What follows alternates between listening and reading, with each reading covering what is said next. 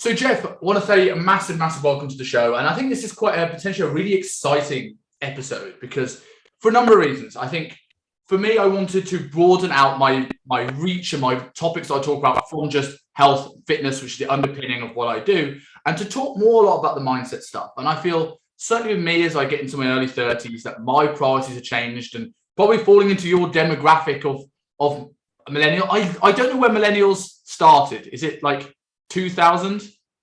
Or are we talking, am I a millennial for being born in 1990? Yeah, no, you are. You're a millennial, yeah. Cool. So right me now, falling into your demographic, and like I think this is quite an interesting topic to see some of the things that people face now as becoming young adults. So just to kind of kickstart us, like tell us, for anyone who doesn't know who Geoff is, tell us who you are and what you do. Yeah, so I'm a life coach for unfulfilled millennials. What I do is I really help them get really clear on their life direction by building a life vision, help them overcome self-doubt with my method. I call it the mind axis method, right? And it covers 5 different points, covers understanding your purpose, covers building confidence, covers breaking through or limiting beliefs, setting goals, and finally, improving your mindset. So the key there is to really combine all of those to really help you go and live the life that you want. So that's what I do. I help unfulfilled people discover what they want to do and help them actually bridge the gap.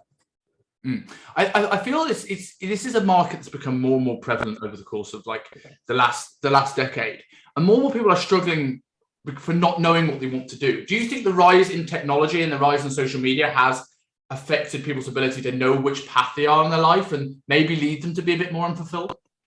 Yeah, absolutely, Simon. Like you hit it on the nail with that one. Technology has created so much confusion. We have every day like hundreds of things pulling our attention in all different areas.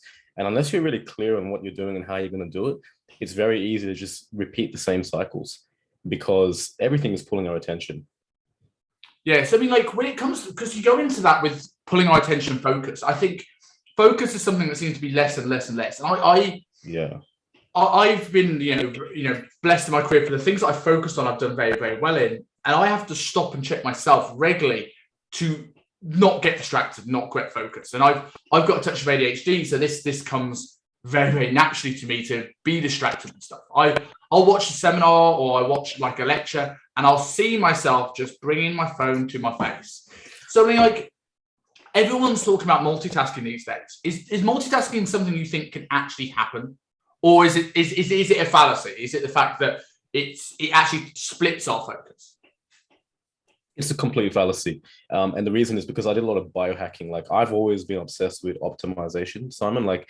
So I also am the same as you. I have a little bit of ADHD and, university was a real struggle. I'd watch 2 minutes of a lecture and before you know it, you're scrolling through your phone, right? Or you're watching a YouTube video.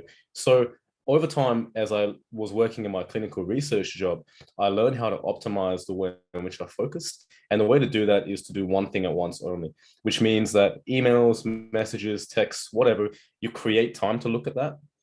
But if you're trying to do something, you just need to do that. So what I do now is I've biohacked my mind to build in time in my day to do certain actions. Like say, for example, if I create content, because I blast out content 3 times a week, I've got to create content. I leave aside maybe 1.5 to 2 hours every couple of days. And I just spend my time focusing so hard on that and I knock it out and then I get it done. And there's no distractions. And when I do it, being ADHD, you can actually focus better if you know how to do it and where to put your attention. Yeah, that's 100% true. I find myself like how the simplest of things I've done for 10 years. I know well, I understand, I can do in my sleep. I find myself procrastinating, getting distracted all day. And then something will happen, it will click and I'll be working till 4 a.m. and I can't stay away from my laptop.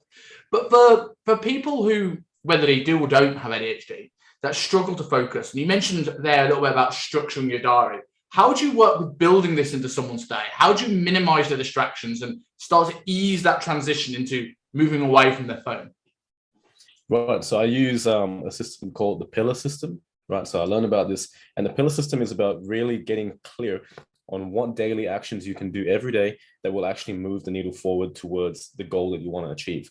So that means reverse engineering your goal. You've got to see all the way to the end of your goal, your vision. Your goals build your vision, and you reverse engineer everything on a basis of months to weeks to days. And when you're on the day format, then there's like 7 to 8 things that you can do per day that are really going to form the foundation of you hitting your goals. So I look at my pillars and I know, okay, I work literally 6 days a week. I take Sundays off, but 6 days a week, I focus hard and I make sure that I hit those pillars 6 days a week. So every day I know that when I go to sleep, I've actually moved the needle forward just a little bit with what I'm trying to do. And they can be all kinds of things. They can be health related, you know, they can be business related, whatever it is that you want, you focus on that. And then if you're talking about distractions, what I like to do is I like to build that into my day. So there's about 4 intervals I check my stuff. I check it in the morning, check it in the afternoon, check it just after I eat my meal in the evening, and I check it before I go to bed. But otherwise, I'm not looking at my phone. Yeah, I think that's really important, especially like creating daily structures. It's something I do with my clients in terms of a health aspect. Like I work with a lot of busy CEOs, busy people, and you think they'll have their life together more than anyone else because they've managed to get an element of success in this realm of life. But when you actually meet these people are often very good but very chaotic. They're flying by the seat of their pants and they're just managing to get stuff done by brute force alone. And often when I work with them in terms of trying to improve their body composition, their health, it's like, right, what are the non-negotiables you need to do in your diary? What times are you going to do these? If you never miss a meeting because it's in your diary. If you want to train, if you want to take care of yourself or meditate or journal, whatever you want to do for your health, mindset, or anything like this, if it's not in the diary, it just doesn't get done. And that's where it becomes a distraction. But looking at that, because we have so many competing priorities these days, we're pulled in 7 different directions. You mentioned going back into finding what the few things they need to get done each day. How do you help people find out what it is that's important? Like, how do they set priorities over other things that maybe not as important? Right. So that's basically the process of the personal transformation that I offer in my coaching programs. We get really clear at the beginning on what it is exactly that you want. And a lot of people don't have that clarity. They have a faint idea, but they don't have a real picture that they can build towards, right? You've got to really get so clear on what that is. Then you've got to understand, okay, what's holding you back today from actually creating that? Like what's holding you back from taking the steps? We get really clear on fears, limiting beliefs. These things are huge, Simon. Like literally people know what they want to do. They just don't do it. Why? Because of internal fears that are not resolved. We're going to help you get past that.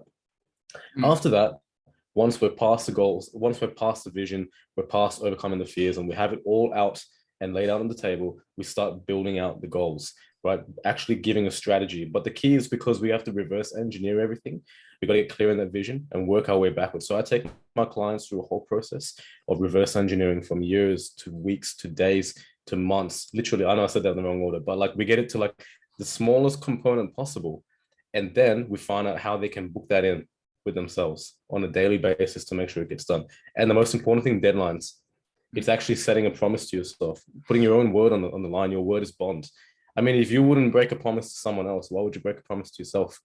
You get to live in your own body. So when people are clear on that, it's easier to actually action it because you respect yourself. You know that there's nothing holding you back but you. And if you follow these steps, you will achieve a vision.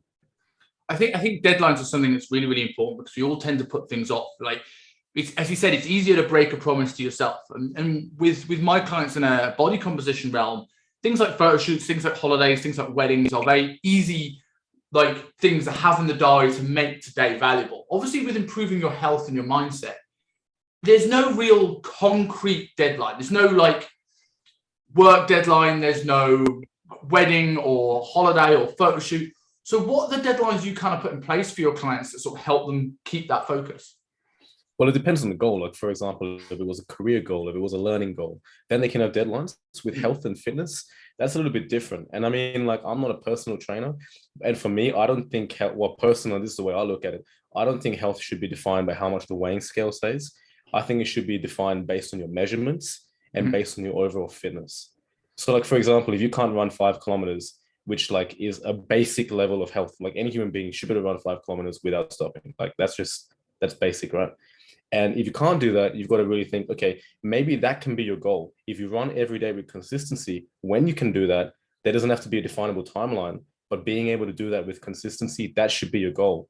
Because if you do something with consistency, you're going to achieve it regardless. If you run every day, you're going to be able to run marathons. It's just a no-brainer. But the key is building in that consistency, and that itself is the goal. So make sure you can tick that off maybe 4 to 5 times a week.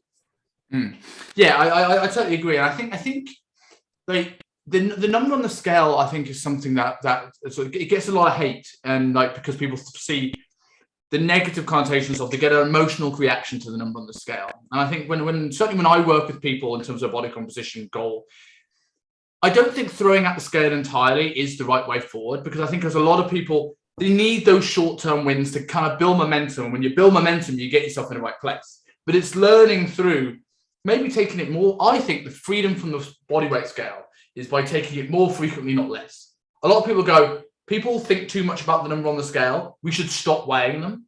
Whereas now, if you do it once a week, you could have had a big meal last night. You had a bad night's sleep. You could be stressed. That could affect what the scale weighs in this morning. And because you have no reference point of why that scale number's gone up, because you only took it 3-4 months ago, you have no idea. And when it comes to, if you took it daily, you can start to see trends. You can start to see averages. And if you're a woman, my weight goes up 1 week every 4. I know that if I go out and have a few drinks, this happens to my weight. And you can start to sort of separate it from, oh, that must mean I've gotten fatter. In reality, that means I still need to go and have a big old dump in the toilet today. This means that I need to have some, I had some extra food today. And obviously when I work with people, I start with that very, very, in a way, scale focus, but it's like using that as a daily way of building small goals. Next week, I want you to be 1% of your body weight down. And again and again and again. And when you hit that target, it's not about weight anymore. It's about how you look when you got to the end goal. And then shifting your mindset away from your weights and into that, so into something else, into performance, into whatever your sort of second goal is. So delving a little bit into your story, one of the things you mentioned when you transitioned into the line of work that you do now is experiencing burnout. And tell us a little bit about that. Tell us what the true symptoms of burnout actually are. Because do you think it's a term that is overused? Because everyone talks about burnout, but I've experienced true burnout. I think it's very different to just feeling a bit run down. Absolutely agree. True burnout is awful. And I've been there before once in my life. It's literally like, I guess the best way to do it would be to describe a picture of it and tell you how that really affected the way I did stuff. So I used to work in clinical research, and I remember I used to show up to work and I used to just hate every second of it. I used to hate waking up, hate getting on the train. It used to take me an hour to get there. I hated the whole process. I'd go to my office. The bright part of my day was saying hello to my colleagues. I love working with them. I'd sit at my desk, try and respond to some emails, and I would just sit there and slump in my chair and look at the ceiling. And I'd do this for an hour. And I still remember some of my friends that I work with, they were like, Geoff, are you okay? And I'm just like, I literally have no energy and no desire to do anything or even to be here. I was so miserable. I hated it. I could not do anything. And in this period in time, it was actually just after I had become sober, actually. So maybe that might have been some correlation. But I had no desire to do anything. I felt flat. I wasn't working out. And I just felt awful, man. And true burnout is when this affects not just your work life, but your whole life. So when you go home, you don't want to work out. When you go home, you just lie down in your bed and just look at the ceiling. You have no desire to do anything productive as normal, healthy humans do. Humans' innate nature is to be productive and create, right? That's what we are. That's what we do. It's built into us. But when we're feeling burnout, we can't do that. Can't hang out with our friends. We just don't want to even be present anymore. We just need deep rest, the deepest kind that sleep cannot provide. And I'm not talking about suicide, but I'm talking about just a break, man. Just a break where we figure out and recalibrate. And I never had that, so I just kind of tolerated it. But then what really brought me on track was fitness. Go into the gym, and I started gymming every single day religiously. It changed my life. It gave me a purpose again. Yeah, I think that's so important. And one of the things that I massively have in my content, certainly these days, after experiencing burnout myself, is that yes, you come to, in my case, made coaching with the goal of, I want to look a certain way. I want bigger biceps. I want 6-pack abs. I want all this sort of stuff. And as awesome as that is, when you get to the end of that goal, it's not the abs that made someone happy. It's the processes that it took to get there. It's the self-discipline. It's the delayed gratification. It's seeing a goal through to completion. It's how your confidence changed. And I always talk about a story about a client of mine that was called Winston, who he was coming back in remission from pancreatic cancer, really out of shape, a lot of fast food. Hong Kong people don't cook. And for in the early stages of his prep, he was chaotic. He didn't really have any structure to his day. And he mentioned, I found him on Instagram, and there wasn't a single photo of him on his Instagram. His whole picture of his wife, even the profile picture. And if you found that page, you would have gone, wow, she's got a weird name. And it's because he didn't like taking photos of himself. And as he got leaner, he started sending me gym selfies. And I'm like, okay, we're on to something here. And then I floated the idea, like, how do you want to do a photo shoot? And he was originally, nah, that's not me. And eventually he said, yes, he'd do it. And I thought, this story of this guy that didn't want to take a photo of himself in private, now booking time with the photographer to take the photo shoot. It's not about the pictures, it's about the story that picture tells. And a week before the shoots, the gyms closed here in Hong Kong due to COVID. I was like, well, what are we going to do now? And then we ended up deciding to do the shoot in Tamar Park, in the front, on the big harbour of Hong Kong. And we got a guy who wouldn't like take a photo of himself in private to going out with his shirt off in the most densely populated city in the world. And like that shows how much the physical really can be a vehicle to transform. And going back onto understanding the symptoms of burnout, like what do you think the trigger is for burnout? I mean, I've got a story about this, but it'd be interesting to hear you all. Like, how did you get to this place where you just felt like you didn't want to do anything, you needed a rest? Right. I think there are a few components. The first component, Simon, would be how you invest your personal resources. So, for example, all humans come with three resources, and these are material and non-material. It's time, energy, and financial resources, right? And depending on how you invest these in your life, you can reach burnout very quickly. So, for example, if you have no time and you have no energy, but you have lots of money, burnout's knocking on your door. Right? That's just an example. So if you're not investing your time probably to actually care for yourself, and as we're talking about here, as in your client Winston, you know, like when he started putting himself out there and it felt really good, if you're training and you're putting in the work and you're getting healthy behind the scenes, that's giving you more energy to actually do more. Training actually gives you more energy. You build more mitochondria. It's literally shown, right? So that's a big one there. So that's literally like how burnout begins, and burnout extends when it comes to unfulfillment. When it's not just looking beyond your resources, but when what you do, what's on the inside, your vision for what you want your life to look. I'm not talking about sitting on the beach sipping a coconut. That's everyone's generic dream. But if you look beyond that, there's another dream. And that dream is closely correlated to human impact. How are you going to do something positive for the world, right? And when you start to reach that and you start to actually realize how far it is where you are now to where you could be and your potential, that builds burnout because the day becomes unbearable. And people that find they're unbearable because they can actually see a better future but have no idea how to reach it, that's where I come in to help. And I love being there to help that because I love taking people through the process that I've been through. Yeah. Right. So that's another big way that burnout begins. Just two things: investing your energy and your resources and not being fulfilled with what you do with your life. And it's like a domino effect as well, right? One leads to the other. Like I know for me, like mine was a lot of very unfulfillment things. It's feeling, I know where I wanted to be. I knew in a way, some ways how to get there. I didn't have the complete picture, but I felt trapped and not able to make that first step. And the big thing for me was getting actually pushed out of my current circumstances, helped me go, right, well, I've got to make this work now. But I don't know if I never had that push, whether I would have been able to start to climb out of that hole. Like, how much do you feel there's an impact on other people in terms of, can other people accelerate burnout? Because I know for me in my story, my path towards burnout was very much based around a very, very, very toxic employer. And the gaslighting and the bullying and the mental abuse from that place left me a real hole. And in a way, changed my outlook on something that I'd loved through the whole of my 20s.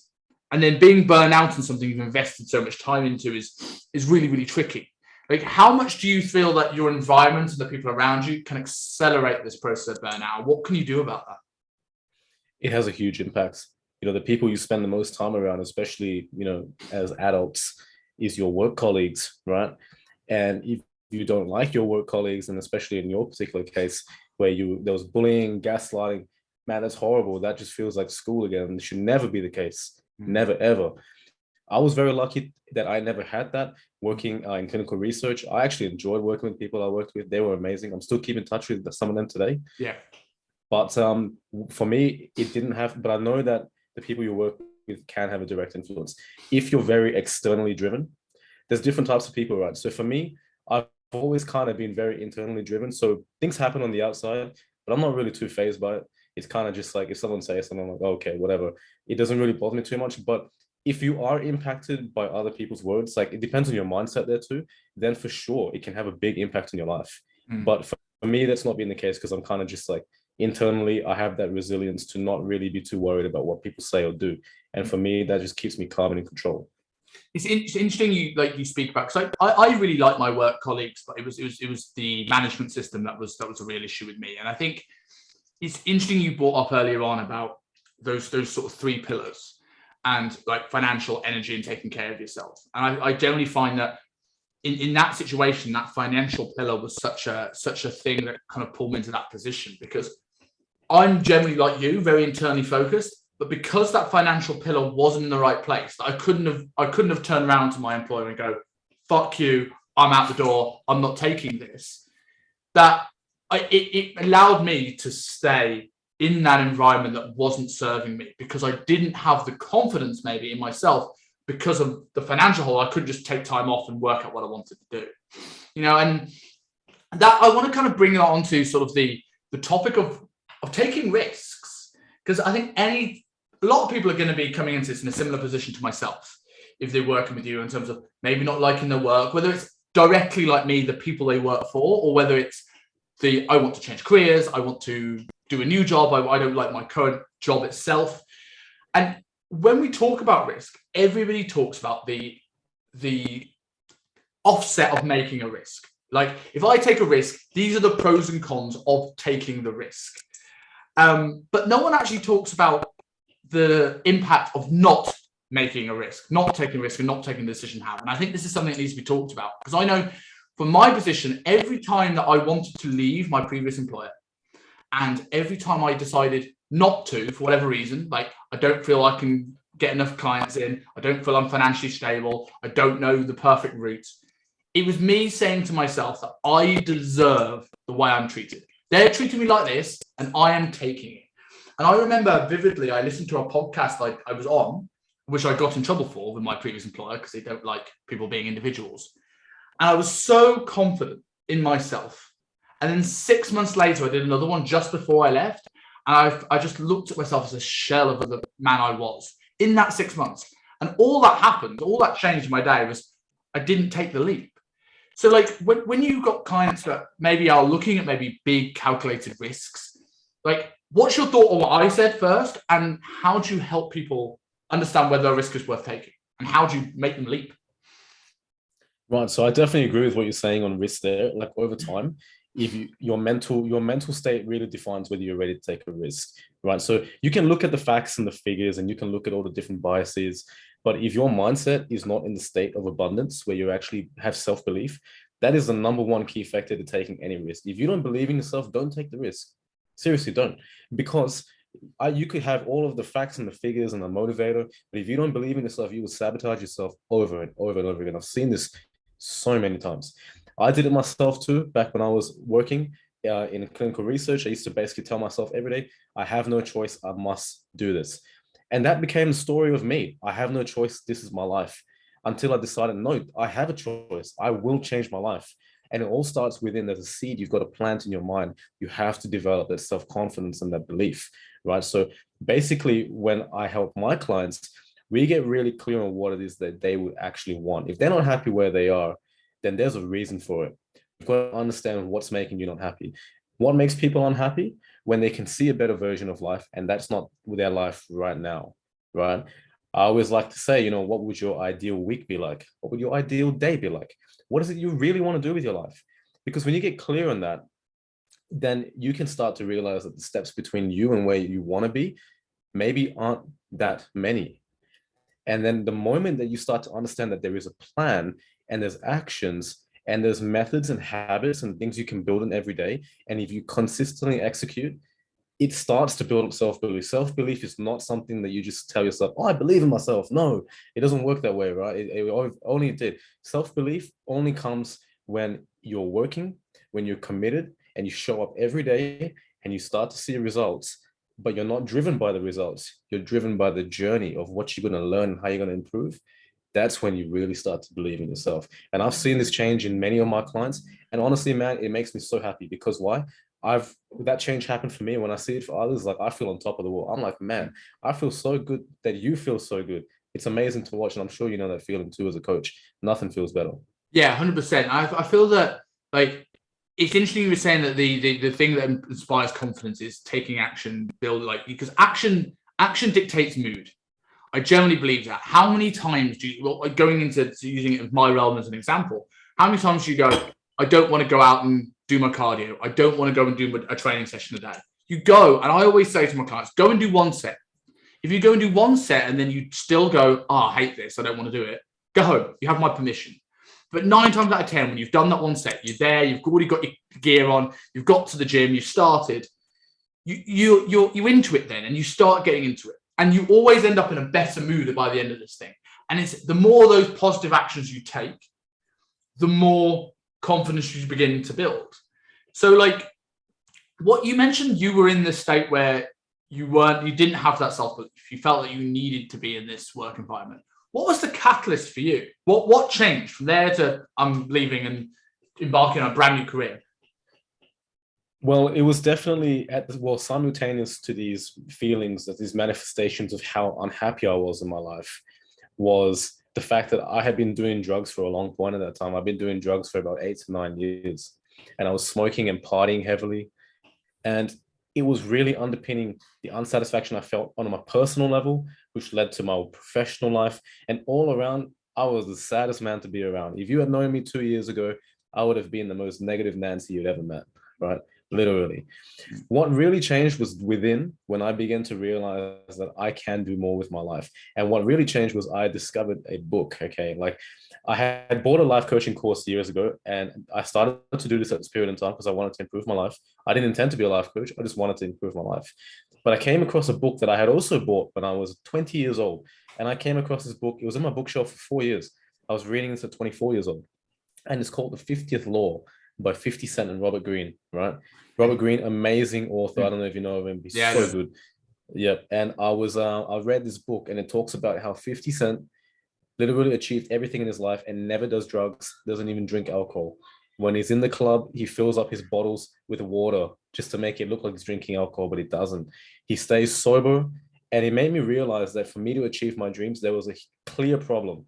I knew that I wanted to do something better with my life. I didn't know what yet at that time, but I also knew that the reason I didn't know was because I was continuously blasting my mind, trying to forget about how miserable I was. So it was a continuous loop. So I was like, okay, something has to stop the loop. And I knew that regardless of every vision and everything that I might achieve later on, I needed to focus on getting sober. It took me about 6 months to quit doing drugs, to quit drinking, to quit smoking, and start putting in positive habits. But that was the very beginning of it all. And the seed was that book, because never before that point did I realize that sobriety can change your life. It never even occurred to me, because everyone I was surrounded by was living the same bad habits that I was. Mm. With when it comes to that, obviously you mentioned it wasn't just alcohol. There was various drugs and things like this. Like, how did you start that 6 months? Because that must seem like an overwhelming thing. If there's a cocktail of things that you feel like you need to change. Like we see it all the time when people start New Year's resolutions. I'm going to quit smoking, I'm going to go for a run every morning, I'm going to do 50,000 steps, I'm going to meditate, I'm going to journal. I'm like, stop. What's the first thing?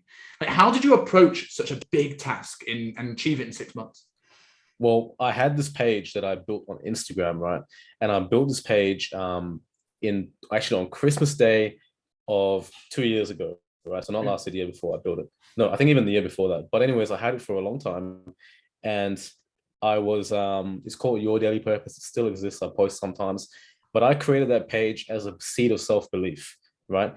Before that point, I didn't believe that I could achieve anything in my life, but I just wanted to share my intentions with the world. So I started creating content, and then that page became my accountability.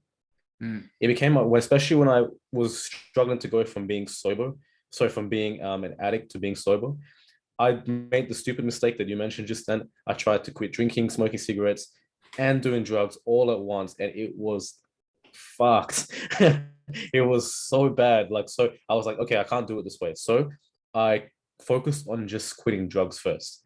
That took a while, but I stopped that. And then once I did that, I got an earring in my ear to make sure that I never do it again. Every time I look in the mirror, I remember, okay, this earring is to never ever do drugs again. Number one. Number two, I was like, okay, I need to quit smoking next. So it took me about 6 months to do that. And then I tried to quit smoking, and it took me another 6 months. When I did that, I got another earring in my ear. Right? Never go back to smoking cigarettes again. And then I decided to quit drinking. And when I moved to Melbourne, which was the middle of last year, I have not touched alcohol. I just don't drink it because I spent about 10 weeks in isolation because it was in lockdown the whole time. Yeah. Didn't drink alcohol. I just worked on my coaching, and I got a tattoo to remind myself to never drink alcohol again. So for me, I leave literal body manifestations on me to show that I can't go back. How can I? Because if I do, it goes against everything that literally exists on me, right? So I can never go back to the model which I was, Simon. That's interesting. It's interesting talking about in a way of burning bridges, because it kind of makes sense with the risk thing, right? Like, so many people don't want to burn bridges. They're worried about failing. And the fact that you've now put something into yourself now that's like, right, no, I'm going to hold myself accountable to the person I am today. And you find if you don't give yourself the option to go back, the only way is going forward. Now, like, how many of your clients struggle with the fear of failure when it comes to risk taking, when it comes to embarking on change? How many people are like a slave to what their certain situations are, whether it's something they want to change in life or drugs or alcohol or something like this? How do we get over that? Pretty much every client I've ever had has had a fear of something, a fear of failure, a fear of judgment, a fear of the unknown, a fear of success, man. It's so common, and these fears are illusions because they don't exist. How can you be afraid of anything apart from obvious survival fears? Everything else is made up based on past experiences. So here's what I do. I know the process to get past it. I studied this, I implemented it, I've done it in my life, and I've helped many clients. We got to find the root. We got to find the seed. Where does your fear come from? Like, so let's say, for example, you have a fear of judgment. You're afraid of other people's words. Where does that come from? We dig deep into the past, deep into their lives, and we understand, okay, what is your first memory of actually feeling this fear? Because only when you isolate that memory and the feeling associated with it, can you actually begin to realize how ridiculous it is. Let's say, for imagine you're in school and you got made fun of for being fat, right? And then say you carry that 10 years in the future. It would make no sense because no one's going to do that to you anymore. No one's going to say that. It's irrelevant. But that emotion is tied. And it comes down to neuroscience, Simon. I studied into this as well. So it comes down to neuroscience. We attach emotions to neurons. So memory links, we actually attach neurotoxins to them, right? To memory links, which basically create negative emotions in our amygdala. Our amygdala regulates how we feel. So when we process certain events that are similar to that memory link, we exhibit that neurotoxin, which makes us feel a certain way, which creates that fear. So the key is getting clear on that. And what that does is it removes a neurotoxin because now you're aware. Awareness removes that, what's it called? That Neuralink effect.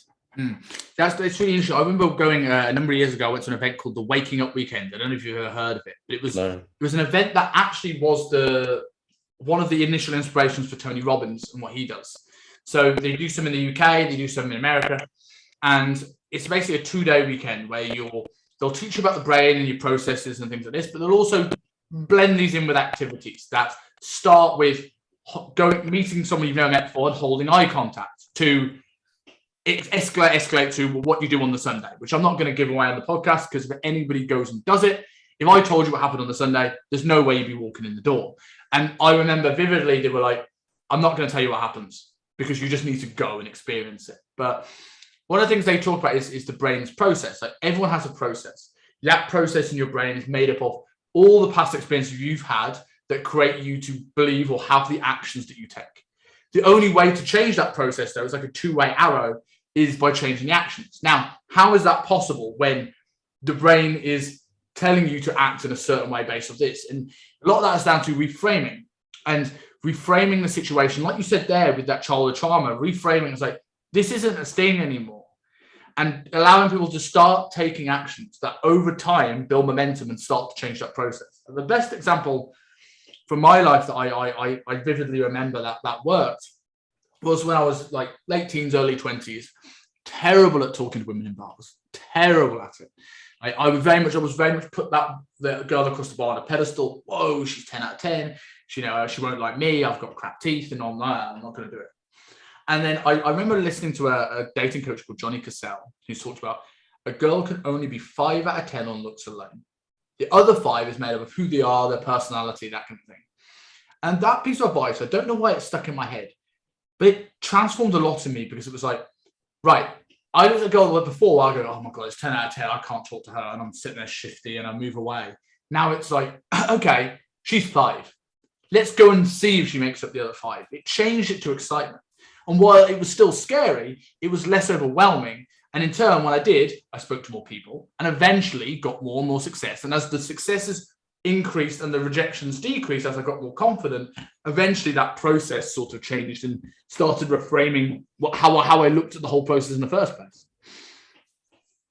So like going back into the getting sober, because it seems to be a fad topic of today. Everyone, my YouTube is full of, and I'm not someone that's looking to get sober, but my YouTube algorithm is filled with people. I quit alcohol and this is what it did to my life. And a lot of these people I know only drank like a couple of glasses of wine a week. So like, what was your relationship before with alcohol? And what impact has it truly had on your life now you've stopped?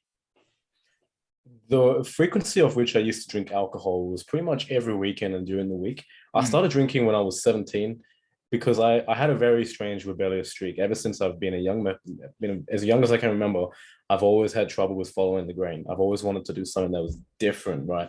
I mean, so when I was 17, I started drinking in private and then I started going out and drinking every weekend.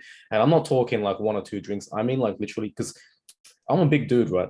I've always been like fairly big size. And like, so alcohol doesn't have a massive like effect on me if I have like 2 or 3. I need to have like more than 10 to like actually feel something good, right? So I didn't drink a lot.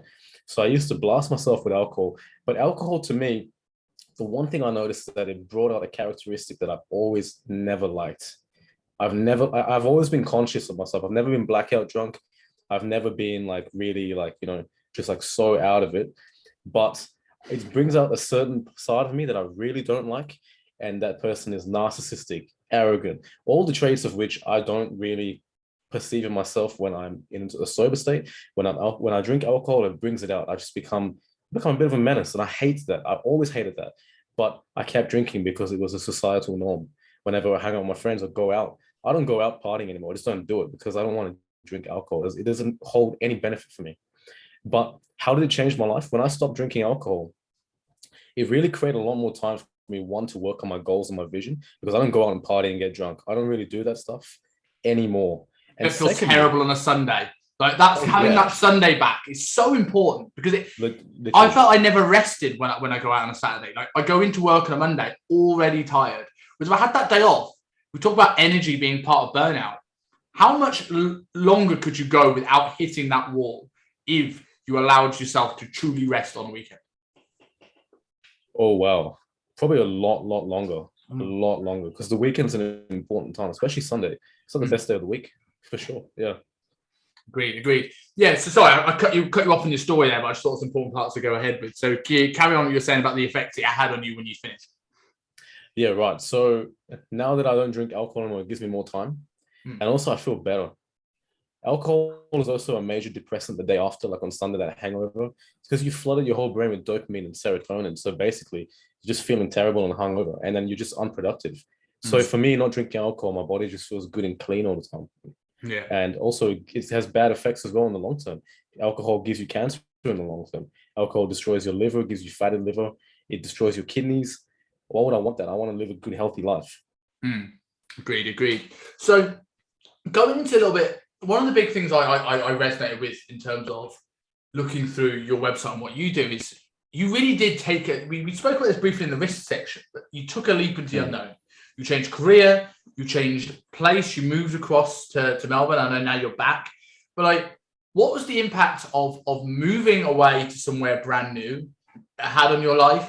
And sort of like, in terms of like reinventing yourself, how was that process of like going from one job and completely starting a new career, later on in life? Because a lot of people, I feel, they tend to find it difficult to reinvent themselves because they've invested so much time into something. They stay doing it, not because they actually feel that fulfills them anymore, but because they feel like they don't want to give up the investment they've already put into something. So from your perspective, obviously going through a number of years doing what you did to completely changing that, how did that happen for you? Well, I had to really cut my ego. I had to really get clear on who I was to begin with. See, I'd always been a bit of an entrepreneur. I've always enjoyed business. I had a big business a couple of years ago as well, when I think I was 21 at the time. So when I got into this role, I got into it because I thought I was creating security and comfort in a nice, cushy office job. I didn't. I hated it. It just made me so unhappy. So taking the leap of faith and going to Melbourne was very important. I quit my job and I was in Melbourne 3 weeks later. I just packed up and just said, see you later. And I just flew over there. I didn't know anyone in Melbourne. I organized a place to stay by calling this guy on Facebook. And I was like, hey, man, can I stay in your home? He was on like Flatmates, which is an app we have. And I called him on Facebook, say, hey, can I? And that's it. It was a 3-minute chat. And then luckily he pulled through. So I had a place to stay. Right. So I didn't know anyone, didn't know how to do anything at all. Right. Because I'm still pretty young. I'm only 26. I did this when I was 25. So I always have been moving and shifting. And for me, staying in a job for a long period of time is very unappealing. I always love shifting and doing different things. So to me, taking the leap of faith, it was difficult. It was actually very, very scary. But when I did it and I overcame it and I actually made something of it, because I actually started to focus so hard on growing my coaching business, developing, basically establishing myself in Melbourne, trying to build new social communities. It was a bit hard in lockdown, but I was trying. But yeah, it really, really changed the game because it had made me shift from an employee mindset to an entrepreneur's mindset. Because now there was no going back. Like literally, there was no going back. Like that, because in Melbourne, no one was hiring. There were no jobs. Like it was in lockdown. There's literally no going back. It's either you sink or you swim. I chose to swim. Do you think that's an important thing when people are looking at changing careers or becoming entrepreneurs? Because it's becoming more popular now. People that not just employers want to back themselves, but a lot of people get caught in trying to make this their side hustle. And while that could be very, very good, it does mean you always have that safety net, and that could shift your focus. We talked about multitasking earlier on being a bit of a fallacy. Like, do you feel that it's an important part of being a success in business to take a leap and go all in? No, not necessarily. It depends on the person. It depends how driven you are. Like, for example, if you're a 40-year-old, you're building a side hustle to make more money for your family, your kids, that's your motivation, right? I don't have any children. I don't have a partner. So for me, doing this is completely fine. But if you have a family and you got a house and you got a mortgage, don't quit your job. Build your side hustle, make that your real thing, and then quit your job. But risk has to be managed. If you're like myself, and I can go anywhere in the world, I'm not tied to anything, then risk is fine. But if you've got kids, you got to look after them first. That's the number one. So risk has to be managed. Yeah, I do agree with what you're saying about the moving to a new place is so important. I've been in Hong Kong now 2.5 years, and just in time, not you, just in time for, in our case, protests and COVID. But so we never really got to explore Asia like we'd like. But it really does take you out of your comfort zone, and it does make you realize, in a way, that a lot of the things you're scared of in terms of taking risks aren't actually as big a deal as they seem in your head. Like I've come to Hong Kong. Didn't know anybody at all. I've made it work. I've found a way of living here. I've got booted out of a job, start my own thing, found another career, find another gym to work for, and I did that much quicker than I thought I would. And I think if I hadn't have taken the move across the world, maybe I wouldn't have had that confidence to go, right, cool, I can pick myself up, I can go. And I think that's such an important thing to be able to do. And you're back in Perth now, right? Yeah, I'm back in Perth now. I had to escape the lockdown. It was yeah. Are you still locked down there? Not anymore, but Melbourne was locked down for like 5 months. It was insane. So I just didn't want to stay there anymore. I did want to stay there, but I didn't want to stay in that lockdown because trust me, like lockdown is just, it's not great. What is your thoughts from someone who works with people in the mental health? What are your thoughts on lockdowns in general? With COVID, some people obviously think it's terrible and we do everything we can to solve it, and then we get the people with their tinfoil hats on the other side that don't think it's that bad at all, and most of us are in the middle. And where's your take on the impact of lockdowns? Were they worth it for what this thing actually is? And what do you think? What have you seen with your clients at the impact with people since people have been locked down more? I think that lockdowns were worth it at the very beginning of the pandemic when there was only minor spread and they were trying to snuff it out. That completely failed, as they shown. And when it completely failed, they should have realized that this is not an effective way of literally containing the spread of COVID. You can't. Hmm. Because after the first couple of lockdowns, people just go and do what they want anyways, right? So you can't control that. But in terms of mental health, lockdowns have been huge. They had a massive effect on me too. I spent so much time on lockdown, and the people I've worked with and the people in Melbourne, it gets really bad. Why? Because lockdowns removed one thing that humans need most. Humans need to have autonomy. We need to. We need to have autonomy, and we need to have connection to other human beings. If you take that away and you remove that, and you're telling people, oh, you can't go near each other, you can't see family, you got to wear a mask, you can't go into this public place, you have to be 2 meters apart, and there's people checking on you, and it's a law. Well, that's literally the opposite of humanity. Like, humanity is meant to mingle, it's meant to be autonomous, it's meant to do what it wants. We're a free living organism, right? That's literally the whole premise of like nature, humanity, and lockdowns are the opposite of that. It's taking away our sense of being human. So in my clients, I've seen, unfortunately, a lot of people have reached some breaking points with lockdown. And fortunately, I guess the flip side of that is that they seek help. And when you seek help, you can make something out of it. But if you're still in lockdown, then it's a very rough situation. Yeah, I would say we're in it now. And I generally think when we didn't understand the severity of this virus, when it first came out, I understand the logic of lockdown. Right? We didn't know how bad it was going to be. It could have been absolutely terrible. And as this has gone on 2-3 years down the line, we're realizing this probably isn't as, I don't want to put light on anyone that's had a real bad effects of this, but on the whole, on a global scale, probably wasn't as bad as we first initially feared. And looking at lockdowns now, it's like, if you want something that's going to trash your immune system, keep them indoors, tell them to wash their hands several times a day, tell them to wear masks, tell them to have stress and mad panic and things like this. I think I think we'll look back on this in 10, 15 years as one of the biggest blunders in global history in terms of how we've dealt with it and the knock-on effects of it. Like, the rates of suicide have gone up through the roof. Male suicide in particular has gone up through the roof since lockdown started. And I think that's an amalgamation of, lockdowns and the things you mentioned, and a little bit like the way the world's going with the mainstream media. And I think it's be interesting to get your take on this, because it's topical at the moment of cancel culture, woke left, and obviously in the news at the moment with Joe Rogan, which I feel very strongly about. But before I go into my views on that, what is your take on this now about how we are moving to censor more and more people? Do you think this is a good thing? Do you have a knock-on effect on people's mental health? Or with the media in general, let's talk about the news as well and how honest they may or may not be. I love that you brought this up, because I feel very strongly about it too. And I think that cancel culture is the worst thing that has come out of the last 10 years. Since when is free speech not viable? Since when can you not have an opinion? Because now, if you have an opinion, somehow, if you're not agreeing with a certain party, or if you're impartial, then, well, you don't belong to either party and you deserve to be cancelled. Joe Rogan, right?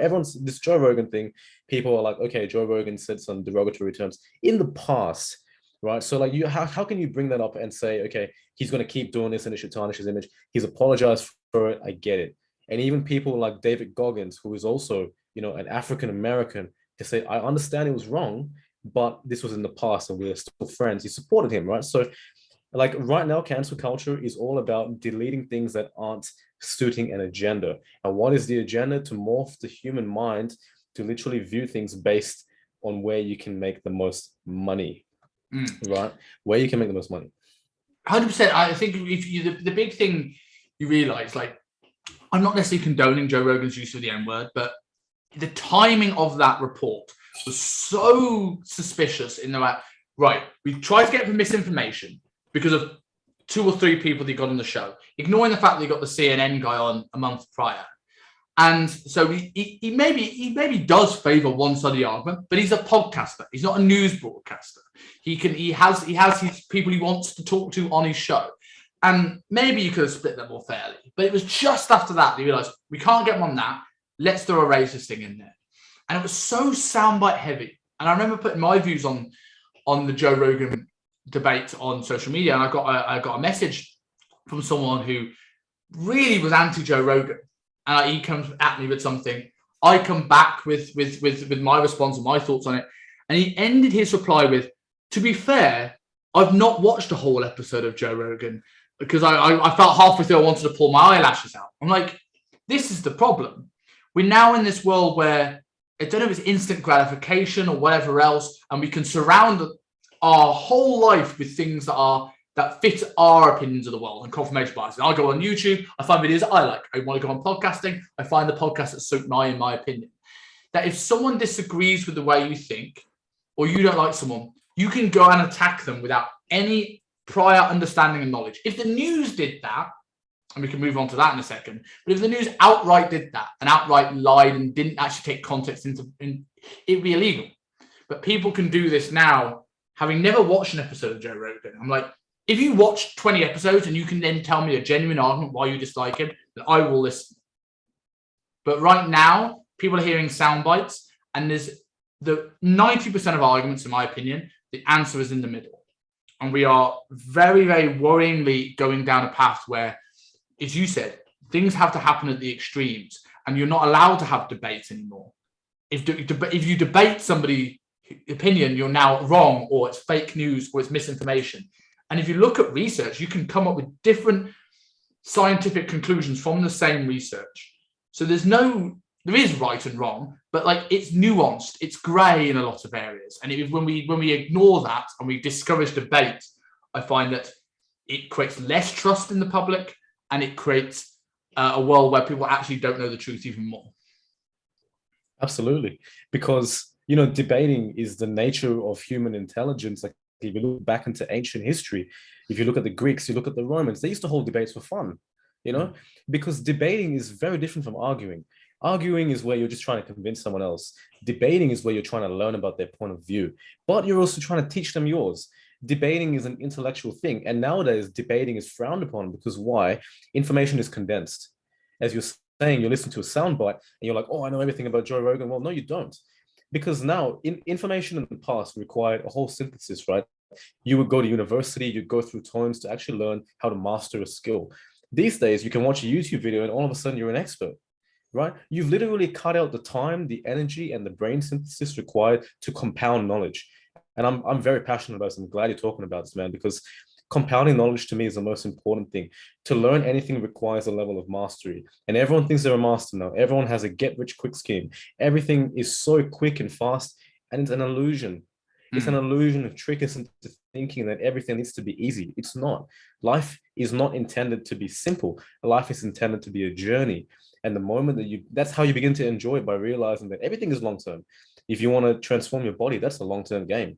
If you want to learn something new, that's a long-term game. It's not overnight, and now we're being told a narrative that it is. I think it's getting to the point now where, because people don't debate, because people don't do their own research, that it's very, very difficult for people more and more to make decisions now.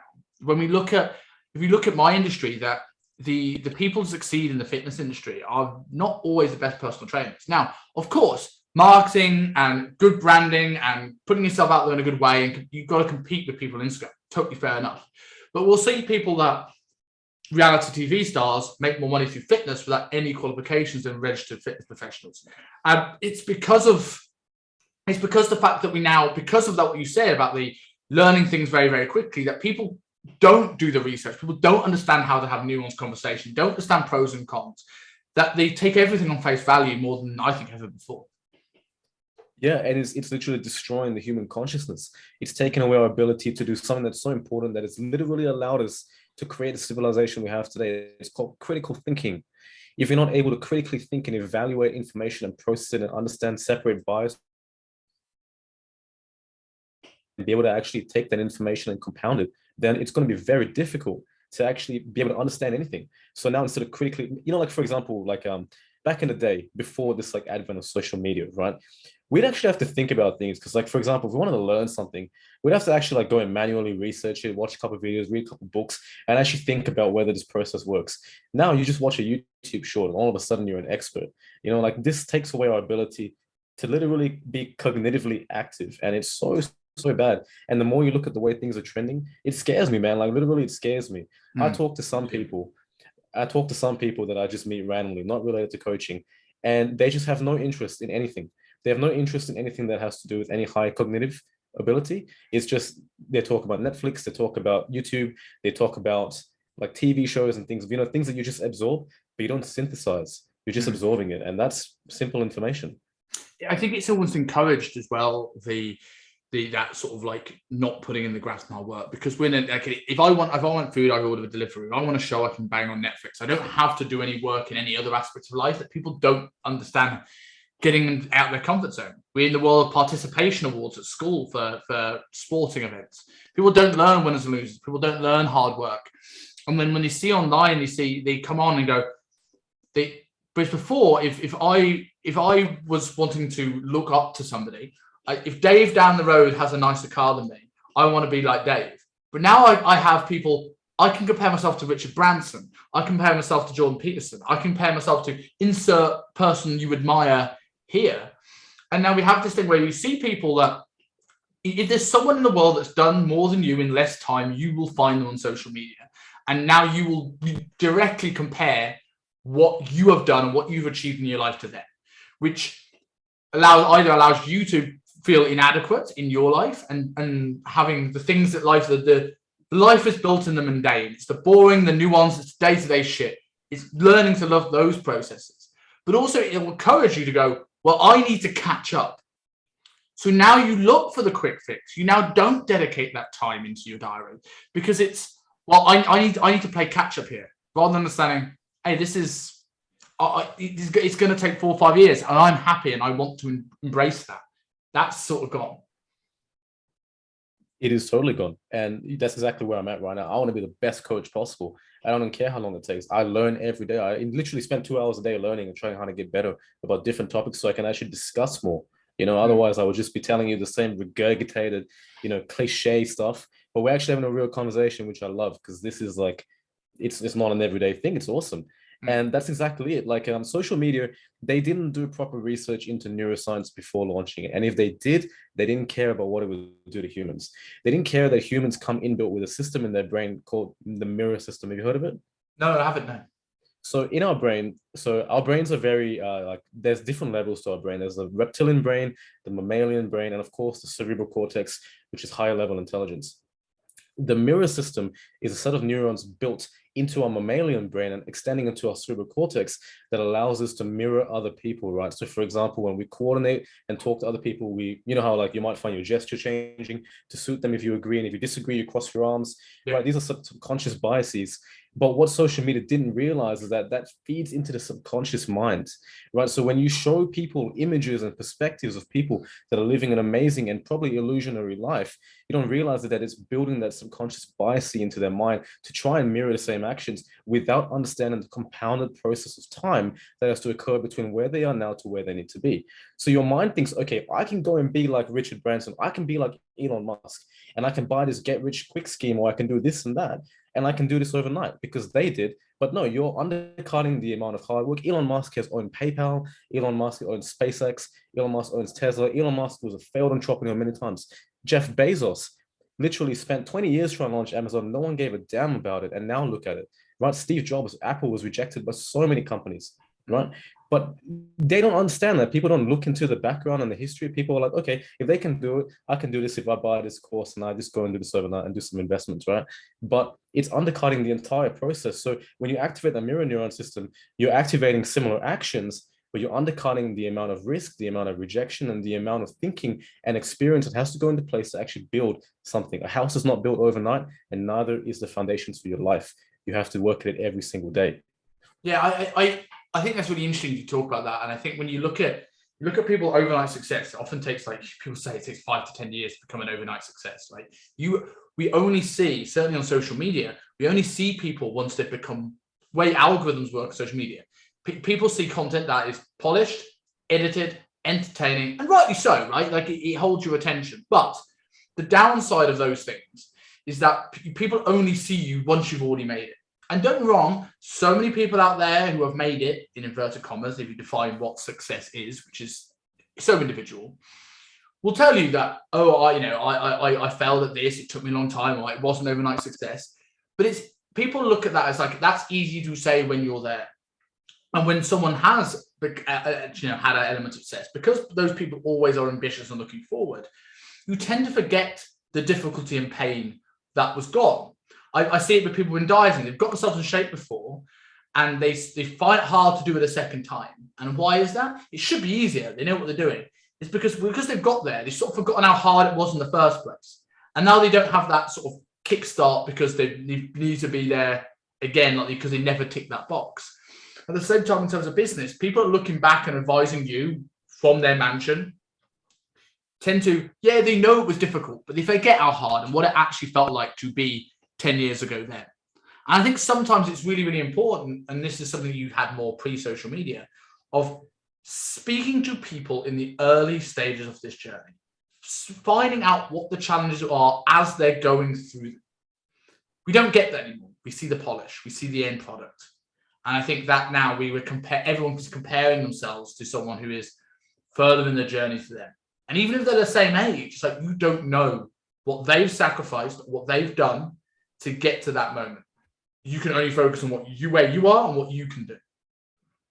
Absolutely, man. And like all of that leads to when you started with like what you said just then, is that comfort makes you weak, right? When you do it once and you've made it to the end, like say, for example, you have all this money, you build all this resource, comfort makes you weak. If you lost it all again, could you do it again?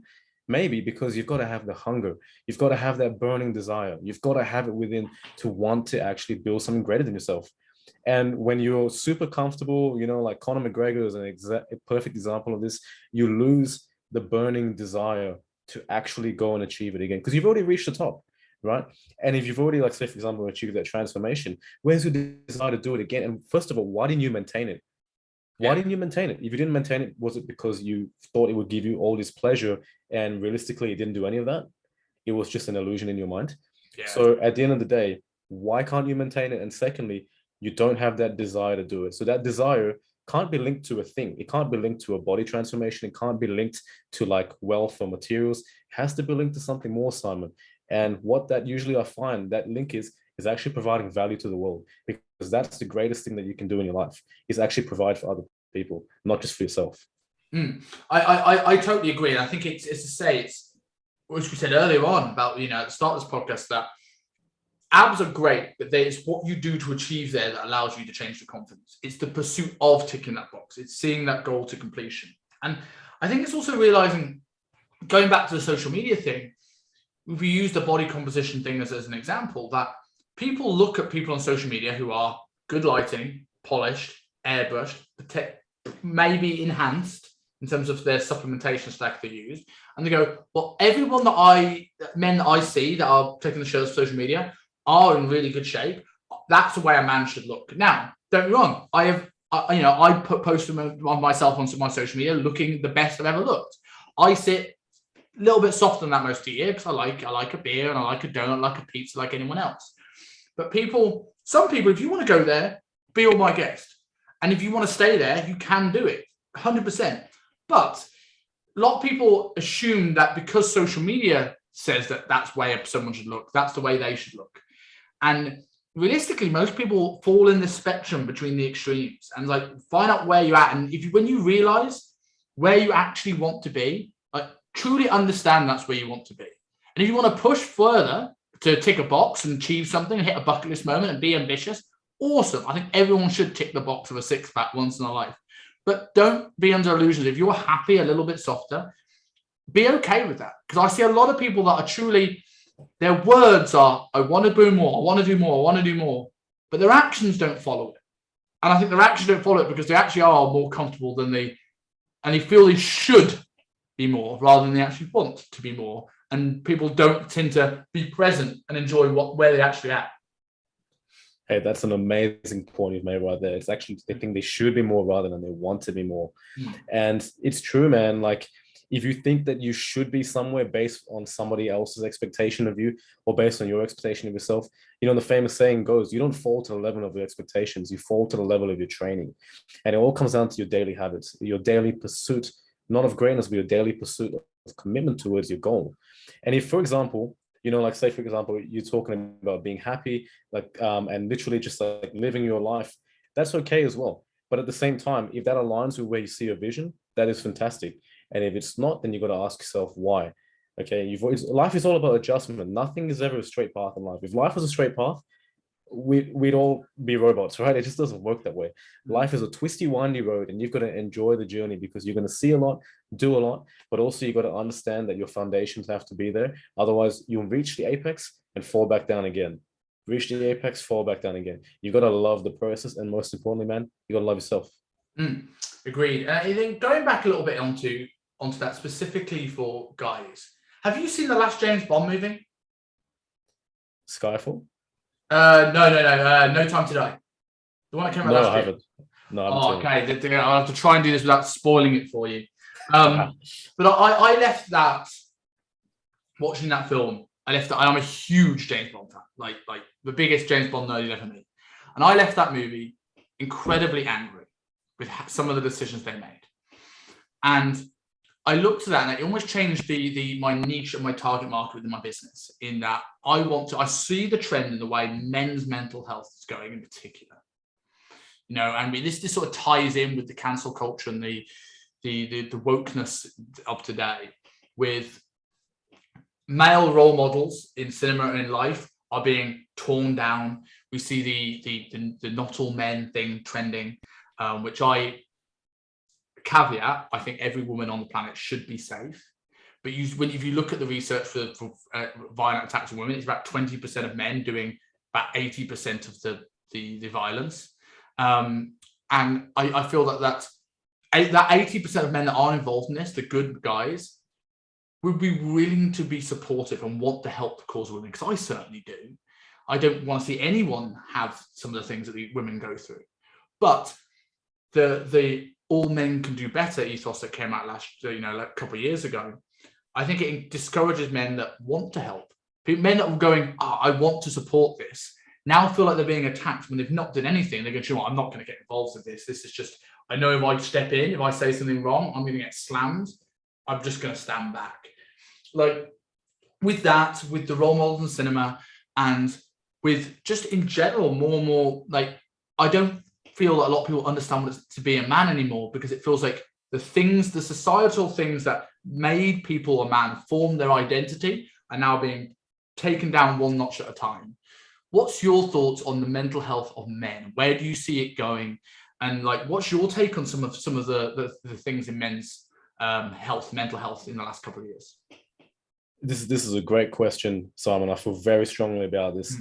And I think that right now males have it harder than ever before, not because we, for example, live in a patriarchal society, as is spoken about, but purely because now it seems like everything bad that happens is due to men. Like the majority of men, like civilized, educated men, don't want to hurt women.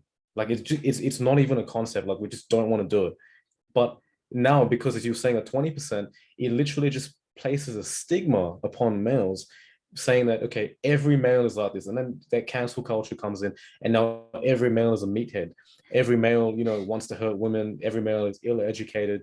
And this purely isn't the case. I mean, if you look throughout history, the majority of males in Senate, when in ancient Rome, men and women got to live equally. And men were in Senate, they used to debate about intellectual activities. They used to debate about scholars. They used to debate about, tomes of wisdom, right? But now we're looking at men as though they're just in it to like try and get juiced up, go to the gym, and try and slay as many women as possible, which is the most like illogical Johnny Bravo concept that ever was. But now that's a generalist idea. We're placing a lot of generalist stereotypes without actually looking behind the root cause. A lot of males are actually depressed, and here's why. Because males are not allowed to be males anymore. We're not allowed to express our feelings. We're not allowed to actually be vulnerable because, one, we're sticking to the mindset of what a male is based on stereotypical males, right? So every male needs to be upright and, try and like hold up everything.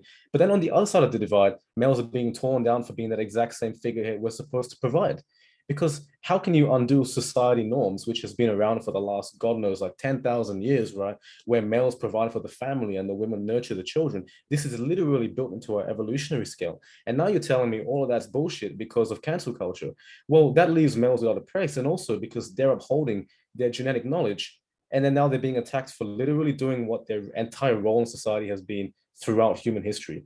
So of course, now you have the massive discrepancy of what you're supposed to be versus what you're not meant to be. And then now being a male is something that is undesirable You know, it's like being a male, you know, you're a Chad, you know, you're just trying to do all this to hurt women. You're just insensitive. But that's not the case. There's so many good men out there that literally want to do something better for the world, and they're being attacked for it. And Jordan Peterson, if you've ever watched Jordan Peterson stuff, he talks so much about feminism and he shuts it down every single time because it is nothing more. Well, actually, I don't want to say this, but I would say that he says that it is a cognitive bias. I think there's so many things in this. I think we go back to like sound bites again, and that a lot of the arguments of sort of equality are ignoring evolution and psychological states, and everything now should be based equally around men and women based off purely equality alone, when that takes individuality away from every single one of those people. It ignores the fact that when we look at things like the gender pay gap, for sake of which is often brought up. Now, I think there's a legitimate argument for the gender pay gap, but not in the way that's being argued. And I think if we can move away from the sound bites and the rubbish arguments, we can actually focus on what is really important. I'll go into that in a second. But when we look at this, go on and go, men and women should be paid exactly the same. And you bring up these stats on averages, how men are paid differently than women overall. But a lot of this is the fact that psychologically men like stuff, women like people. So women tend to go into jobs that require those things. My partner is a teacher, and a very, very good teacher, and a lot of the people she works with are female. Obviously not all, but a lot of the people who teachers are female, right? The majority. Guys tend to like stuff. And it just happens to be that some of these jobs are more higher paying than others. You cannot compare someone who's building tech and brands and websites to someone who is a cleaner or a nurse or someone like that. Now, if women were in the same position in the same job, is it physically illegal to not pay them any differently? So that argument is completely non-existent, and is only used if you use averages as a bias for what you are. And I think that creates a very, very interesting. The only difference, the only exception to that rule is in sport, where women are paid underpaid than men, which isn't right. But that's based on advertising and sponsorship. And when we get to a point when it's slowly closing, it doesn't happen overnight, where women have as many eyes on the sport as men do, and there's more sponsorship opportunities, that pay gap will even. But going back to it, it's more men like sport. So more men watch men's sport. And it takes away the fact that there's psychological differences between men and women that we can't ignore.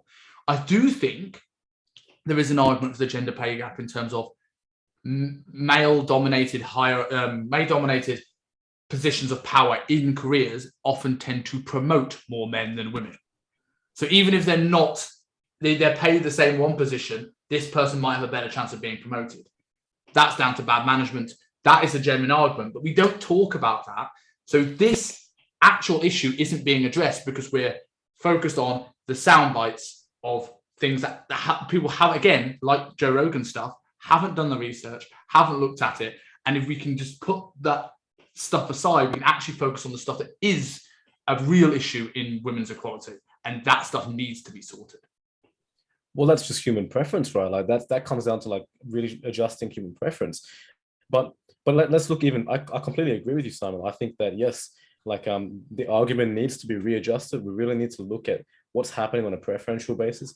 But what if we dive even a little deeper than that, right? So for example, you're saying some males in a higher position might pick other males to succeed them or get into a high position. But what if we are not looking based on gender? What if we're looking based on attributes? What if, well, we know that males are statistically quite good at dealing with high pressure scenarios. They have a more logical mindset and they're better at high paying. That's what Jordan Peterson talks about. He says males are better at high stress jobs. Males have always been under a lot of stress, especially like going back way into history. Males have always had the stress and the pressure of building society up, right? So like you gotta wonder, like, who's more suitable for the role? Is it because it's a gender thing, or is it because you're literally looking at someone who's able to actually perform the role they need? And I'm not saying that women can't, but I'm also saying, are we looking at that in the argument of the fact that maybe, would you hire a cleaner to be a CEO? Probably not.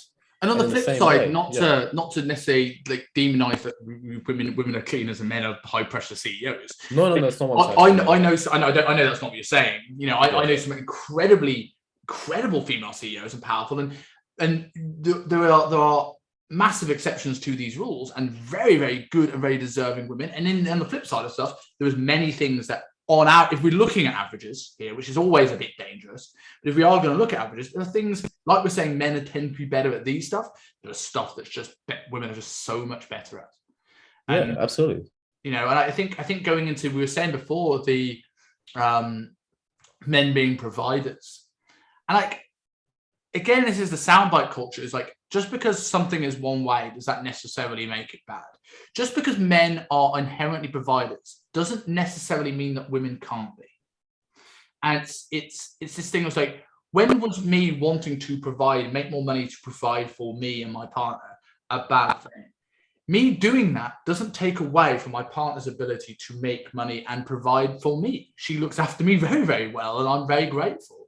You know, it's we have this world now where we want to challenge the status quo. Rather than, I think there's a phrase, I can't remember who said it, but it's a phrase I've used a lot. True equality is bringing more chairs to the table, not kicking the legs out from the chairs that are already there. And that's the thing, we're trying to make everyone sit at the same table. And since when has that ever worked in the world? It's never worked. It's trying to make the world vanilla. Like, let's put in a different example in terms of equality, right? So you know how they have athletics and they have sprinters, right? Why is it? And this the reason I see it this way is because, well, I'm by trade a scientist. I'm a human biologist, a neuroscientist, and a biotechnologist. I've done all the academia in my life, you know. Now I don't do that, but I used to. And the reason why male sprinters are always faster than female sprinters is not because they're males. The reason they're faster is because males have a streamlined anatomy. They have smaller hips and they have longer appendages. Females have wider hips for childbirth, and it makes them slower. It creates air resistance, right? So therefore, they're all slower. But at the end of the day, it's like, okay, well, why can't female sprinters be as good as male sprinters? What's the problem? You know, why can't they be on the same level? Well, because that's just not the way God intended it to be. And that's not to say that that's an elitist argument, but it's like, this is literally years, tens of thousands of years of human evolution have created where we are today. We've literally created this mindset within the last 20 years that everything needs to be different. But what about the last 10,000 years where everything was the way it was? How do you undo that so quickly? That's once again trying to rush a good thing. You need to take time to understand the foundations of your argument. Are you trying to push an agenda, or are you trying to create a positive, lasting impact? And for the record, I 100% think that women deserve more equality in everything they do. I 100% do. But I also want to point out that there are some ways in which it clearly isn't possible, such as the sprinting argument or in sports, because males are built different. It's just in their genetic code. It's scientifically the way it is. I think as well, my biggest gripe with the feminism thing is not that women necessarily don't deserve more. Is that I sometimes think the arguments and the things where we're going, how way outlook's changing actually is more sexist than what they're trying to avoid. If we look at say what we said before, that with the arguments that are coming out with the gender pay gap is taking away the individuality of what a woman wants. If a woman wants it, because another big thing about the pay gap is the fact that men don't take so much time off for childbirth, right? And yes, the argument there is suggesting that women shouldn't want, not they shouldn't want to be mothers, but they should be in the pursuit of what is a successful woman is being more in their career, not taking so much time off for childbirth, and because the wage of over a year will go down if you take maternity leave, right? That shouldn't be considered a bad thing. And if you're a woman that doesn't want children and wants to be run multiple corporations, awesome, fine. I know many of those women; they're amazing. But it doesn't mean that the woman who decides to go, okay, I'm here, I'm happy, and I want to have a family, and I want to look after that family, isn't lesser. And we take away the individuality for what is a societal norm. And then if we go into sport, as you mentioned here, with like, this is the thing I have with, the biggest issue in the way that I have with trans athletes coming into it. And it's a really hard topic because I've spoken about my views on trans athletes on another podcast I did. And it's a difficult one because where do they compete, right? These people want to compete. These people weren't happy in themselves. And you make the argument of like, I can't imagine the position where I don't feel comfortable in my own skin. And I do feel that, these people shouldn't be judged and they should have support and all this sort of stuff. But my argument, other than safety, if you put a trans male, well, now female, into an MMA ring, things happen. But you have women, let's say using a sprinting argument, and you have a formerly male sprinter in the Olympics. You have women, like we say that's now equality. But I would argue you now have women who have trained for decades to work hard to get into the Olympics, to potentially be in the running for the best woman on the planet at their given sport. They deserve to be there through tens of years of hard work and through something that they have no control over and now can't compete. And I know Laurel Hubbard, the example from the last Olympics, didn't do too well. And I don't think she deserved the hate on her that she got. It's the her being allowed to compete that was the issue, not her herself. She just did what she wanted to do. I do think you could equate one where that is more sexist. It's over putting women in roles that were male roles in cinema. Because why should it be a man's role? Why can't a woman play James Bond? Why can't a woman be a Ghostbuster? And I go, well, my argument, is it more sexist to say, well, you can't draw your own money, but don't worry, you can have our man's role and you can take over it. And, we'll give you an audience, as opposed to going, no, James Bond is a male character in this example, but we would love a female fucking badass to come over. Wonder Woman. Like, that movie has done really, really well. The Marvel is very good at this. They've created actually genuinely strong characters for women that stand on their own 2 feet, that draw money off their own merits. If that was the way the world done, that is the bringing chairs to the table argument. The taking male characters and making them female characters for equality, that's kicking the legs up from the chairs that already exist. That helps no one. That takes away male role models, and I think it's even more sexist to women. And like the impact of what you're saying in terms of like competing in like athletics and things like that, it's completely disregarding anatomy. Like whether you're trans or you're not trans, it's disregarding the formation of your genetics, even before or after, right? Because like I was saying before, men and women have different body genetics. The way in which our hips are formed, our appendages, the way in which our bones can distribute strength, as you know, as a trainer, online trainer, we are completely different. You have to adjust different PT plans for males and for females. But this is now throwing all of that off the table and saying, okay, you're all the same. You just have to do the best you can, right? And that's okay, that's great. But like realistically, that's completely unfair, and it is sexist because now you're making everyone else meet everyone else's standards, and now everything's uncertain. And then you bleed that into the younger generation. Could you imagine being like a 5-year-old that wanted to be an athlete now, and you're telling them that they have to compete against someone that like would be so difficult to compete against, like say for example, a 6'5" trans or whatever it is, right, at weightlifting? How on earth is that going to make them feel to look at that on TV and think like, wow, okay, like my dream is kind of busted?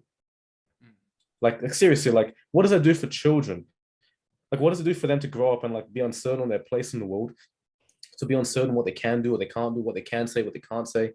Where is the authenticity of humanity? And I think we're slowly blurring the lines, man. Yeah, we're blurring the lines. We don't know what it means to be human anymore. And I'm hoping to change that, but like seriously, it's a real thing, and that's creating all the mental health.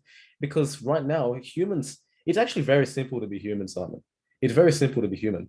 It's realistically realizing that your position in the universe is not that different from everyone else's, right? If you think about it, we are literally individuals that are talking online. We're sitting on a little rock, which is literally a spaceship, which is like minuscule compared to the sun. Our solar system is minuscule compared to other solar systems. We are so small and insignificant, but we're grandiose, so eager to make ourselves different from each other, which literally makes no sense. It literally just creates a divide, and there's a problem with everything and anything. But realistically, if we could actually invert our minds to see how small we are and how much we need to help and support each other, this literally wouldn't even be a thing. Everyone would be keen to help each other, regardless if you're trans, you're straight, whatever it is. You'd be down to help each other, and you wouldn't have to compete to all be the same because you love each other for what you are. I love that, and I think it's as much as we always tend to look at everything about what is the differences. Even in my industry, when people look at dieting, right, what's the difference between low carb and high carb and keto, and when we look at global views on people, we look at what's different. There's racism, there's sexism, there's biases, there's homophobia, and I'm like, we're all very, very, very similar. regardless of what your sexual preference is, regardless of what your ethnicity is. Like, who cares? And regardless of what your gender is. Like, as I said, I think realizing how similar we are, allowing us to have, this sounds counterintuitive to what I just said, but it's not. Like, allowing us to have our own individuality rather than dictating where we should be, I think people will be a lot happier. I think there'll be a lot less sexism if we had this societal norms of how a man should be and how a woman should be. And like, and understanding there are differences. Like, some people, men have general preferences in terms of where they go, in terms of careers they choose and actions they have and things that they do and role models they look up to. Embrace that, because that is just something that is market research you're never going to get from a survey. But at the same time, just because a man is that way does not mean that it's offensive to somebody else. And if someone doesn't fit that societal norm, we have an incredible, powerful, assertive female CEO that runs multiple businesses. That should be celebrated in the same way that a man who wants to have a simple job, take his paycheck, go home and look after his kids and be a live-at-home dad, should also be celebrated. These things aren't. I think with it, there's a way of tying a bow on this in terms of the counterculture work left. It's like understanding that it's okay to be different in your views or in your actions or in your ideals. And now we are bombarded with shoulds. We should view things this way. We should do this. We should have this opinion. We should act this way. We should want this job. And it's all about the seeds being planted, especially when we're all young, we're susceptible. See, this is the thing about generational trauma. And the reason why when we talk about this societal norm, it's not like the government promotes it. It's not like, it's promoted. What it is, it's generational seeds. So whatever our parents, our grandparents, their parents, they planted into us when we're susceptible from the age of 0 to 7, and it works its way into our psychology, into our subconscious mind. So therefore, when we go around the world and we talk about they and this, we don't really know the source of it, but the source of it comes from the storytelling we hear when we're young that plants the seeds of what we should believe in. So a lot of the time, I meet a lot of people that aren't really clear on their beliefs, their values, their morals, or their ethics. They have no idea what they think about. They just know that what they're told to be and what they should be. And that's a real problem, because we're all in this together. We're all in this together on this one spaceship hurtling through time and space. And yet, if we keep separating each other from our visions, we keep separating each other from our mindset, and based on the fact of like simple physical things, then it's really hard for us to really move forward as a species. In fact, I would say, unless we learn to work together as a species, we're going to die out. Because we're going to use all the resources, we're going to undercut all of each other. And that dream of going to Mars and building a happy colony, how's that going to happen if we can't even make a happy home here? Right? Why not literally? How do we prosper as a species any further than where we are? Is this the end of us? Because if we can't all agree to be on the same page, well, we're going to die out. That's just, that's going to happen. Do you follow Chris Williamson, Modern Wisdom? No.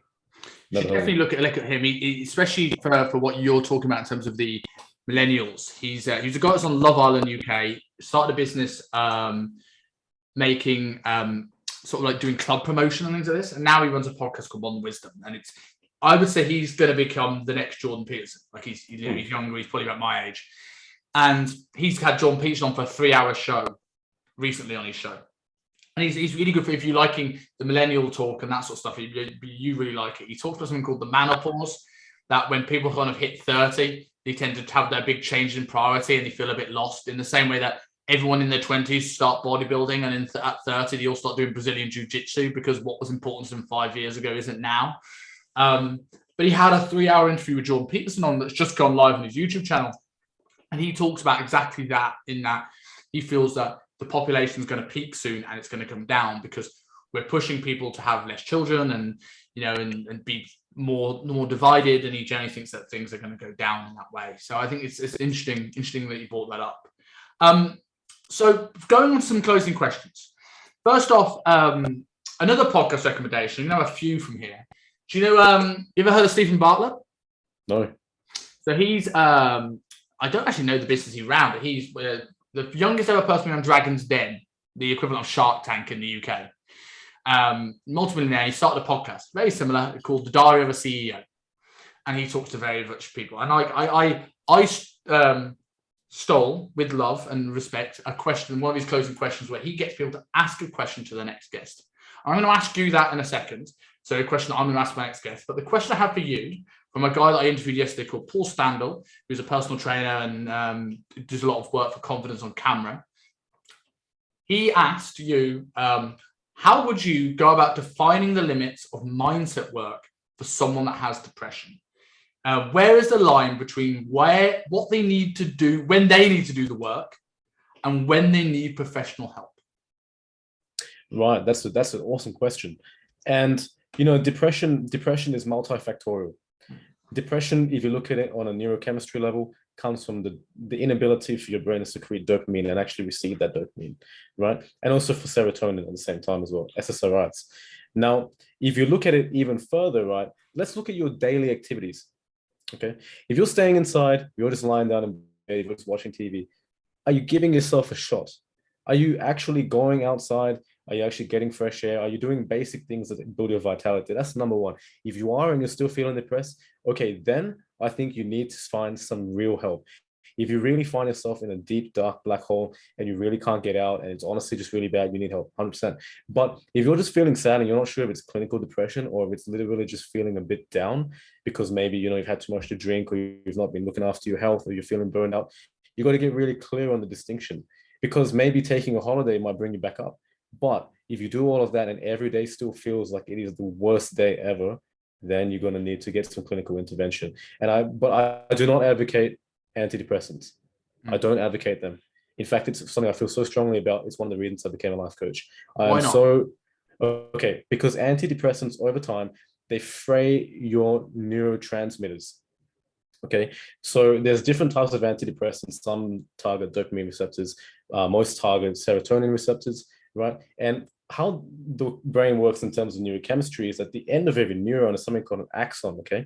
And at the end of the axon is where you release neurotransmitters.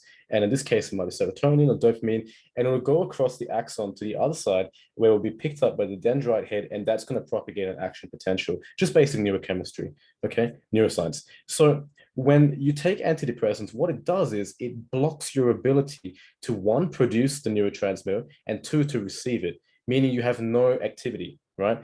And what this does is it has a great effect on your amygdala because you don't produce emotions.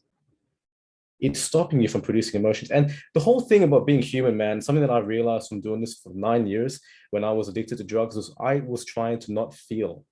I was trying to not feel because I felt so bad about my life. I was trying not to feel.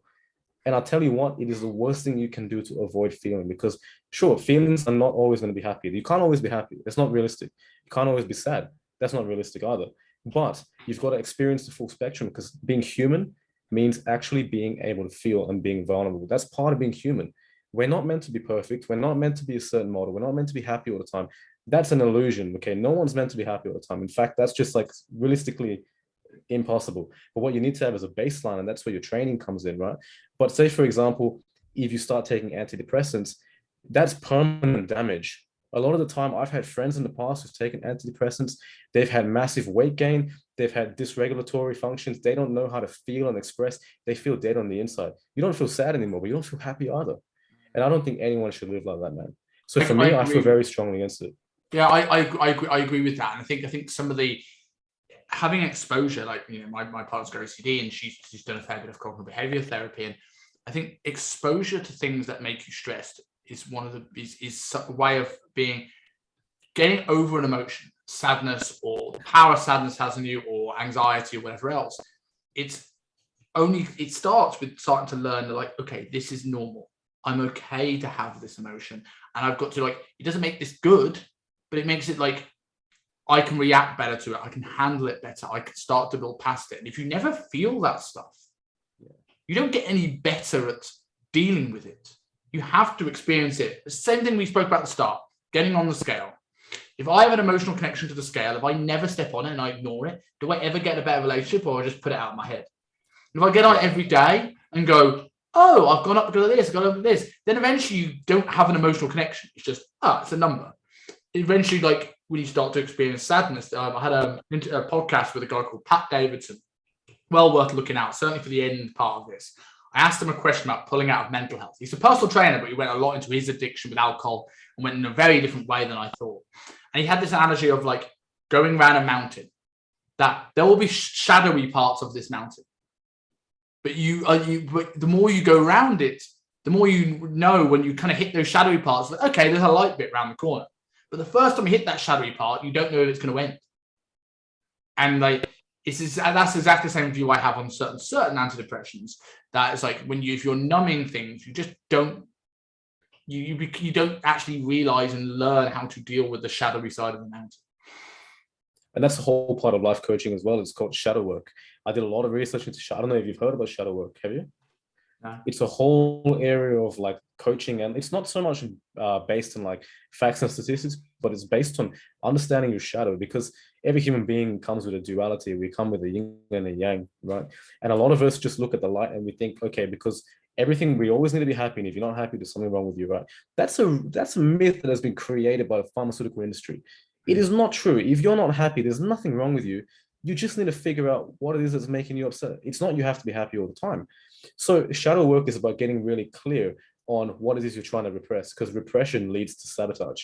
So for example, in terms of the scale, right? If you're afraid of the scale and you keep repressing your ability to stand on that scale, then you're trying to step away from the fact that you might be afraid of the person that was unhealthy and fit in the past. You're trying to push that down. You're trying to quash it. You're trying to ignore it. And that's not healthy, because if you're not aware of the things that you were and you're not accepting that, then you sabotage yourself in cycles. So shadow work allows you to get clear on what you're afraid of, why you're choosing to ignore it and trying to disown it. Yeah. You don't want to disown parts of your psychology. You want to accept yourself as a whole, because when you do, that's when you can really prosper. You've got to accept yourself for your good and your bad. I love the fact that you said it's a myth created by the pharmaceutical industry, because it's certainly a thing that today that we expect us all to be happy. And we see people, going back to social media, we see people's highlight reel. We see the good days, we see the good moments. And as much as I don't want everyone to start showing all the negative bits, I like people being vulnerable on social media and having this, but we're all going to do it, right? I'm not going to show, if I wake up the day tomorrow and I feel really, really ugly and having a fat day, I'm not going to take photos of it, right? That's nature, that's human nature, that's natural. But at the same time, we need to be able to remove ourselves from the fact that what we see online is people's highlight reel. We can't look at that and go, wow, he looks like he's having a great life. We don't know what's going on behind the scenes. And this thought that we should always have this great, exciting, happy life is unrealistic. When you realize that, as I said earlier, life is built on the mundane. Yeah, you'll have some days that are mega, mega exciting that you'll remember. But most of the days you wake up are going to be days where I go to work, I do something that I did yesterday, I'd answer some emails, I make some calls. And if you can't learn to be happy in those moments, you're going to be very miserable in between, because you're waiting for that next high. It's that dopamine kick, as opposed to going like, I quite like just sitting and just doing my work. I quite like going out and having a walk. Like these mundane things, if you can enjoy that, you'll enjoy the rest of life. Exactly right. How you do one thing is how you do everything.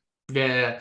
So going into, again, we had that first closing question, but just like tell us a little bit more about your coaching, what you do, and sort of your mind access method. Yeah, so the mind access method, Simon, involves 5 coaching programs. And depending on which client comes to me, I always give a discovery call, right? I always want to find out more about you. And this is completely free, but I need to learn about how I can help you best. And if I can't help you, then I'm going to tell you. But if I feel I can help you, then I'll discuss my coaching program. So the mind access method involves the Purpose Insight, which is a coaching program that has 14 coaching sessions. And it's really in depth. And this is basically everything we've talked about. It's discovering your vision, getting clear on what's holding you back, getting really clear on what your self-image is like and how you can change your mindset and the way we should interact with other people's to actually achieve your goals with a strategy, right? It's very comprehensive. It is a complete personal transformation. I've seen my clients go through this, and man, it's been awesome to watch it happen, right? It's been great to see people create the life they want. The next one is the beliefs breakthrough. Maybe you're clear in your vision, but you are just so afraid to go and take action to do it. This is 11 coaching sessions. We go deep into what holds you down. We go deep into your self-esteem, build up your mindset, create a strategy to help you achieve it. So this is awesome for overcoming fears. Then there's the mindset maximizer. It's basically about finding out how you think, right? So say, for example, you know what you want, you're aware of your fears, but you can't actually action it. You just stop yourself, you're sabotaging yourself. Comes a lot to what we talked about in terms of self-sabotage. We get really clear, so you're self-aware of your triggers, we understand your habits and rewire your mindset so that you stop sabotaging yourself and you reconcile with the shadow and you plan out goals to achieve this too. This is 9 coaching sessions. The Confidence Creator, which is basically 7 coaching sessions, it's all about building you up. It's all about building you up to face the world so that you can have better relationships, understand your belief system, change your mindset so you can interact better with other people and get the life you want, because your network is your net worth, and how you build relationships with one person is how you build it with everyone, right? You have to learn to be personable and have the confidence to do it. And finally, we have the Goal Setter, which is where, say, for example, you just want to understand how to achieve your goals. I'm really good at goal strategy and I love taking my clients through this. It's 4 coaching sessions. We get extremely clear in your vision and then put that in a really concise strategy with the pillars we discussed to help you go out and achieve it. And of course, I have ongoing strategy sessions, weekly or fortnightly. If you finish a program, I'm still there. In fact, you can communicate with me anytime. I love keeping in touch with all my clients. But also, if you want to have sessions, I'm always there. And we can have it weekly or fortnightly. And we go through your challenges and look at your goals to make sure you're on track. So that's everything I do. That is the Mind Access method. And that's how I help my clients achieve their personal transformation. Awesome. So before we go into my final closing questions, I know because I like to have a couple of questions after this one, and you've tied into it nicely with your coaching methodology. Tell us where people can find you. You can find me all over the internet. You can find me on Facebook. You can find me on Instagram. You can find me on LinkedIn. On Facebook and Instagram, I'm known as Mind Access Life Coaching. And on LinkedIn, it's just my name, Geoff Seow. You can find my website, mindaccesslifecoaching.com.au. I have on my Instagram a link tree that leads to all of the podcasts that I've been on. There's a whole bunch of free resources I give away on my website. I give away as much value as possible for free just because I love doing that. I have a book that you can get for free. It's called The Visionary. It's a step-by-step guide to help you get clear in your life vision. And once you read the book, you'll know what you need to do. It's literally a plan I've built for you. I've done free webinars, which I give away on my website. I've also got heaps of, I've got a service brochure. I've just built as many channels as possible, Simon. I love giving out value to the world, so it makes me happy to do so. So you can find that on my website, find that on my social media, or that's pretty much where you're going to be able to find me. Awesome. Cool. So going on to our closing questions.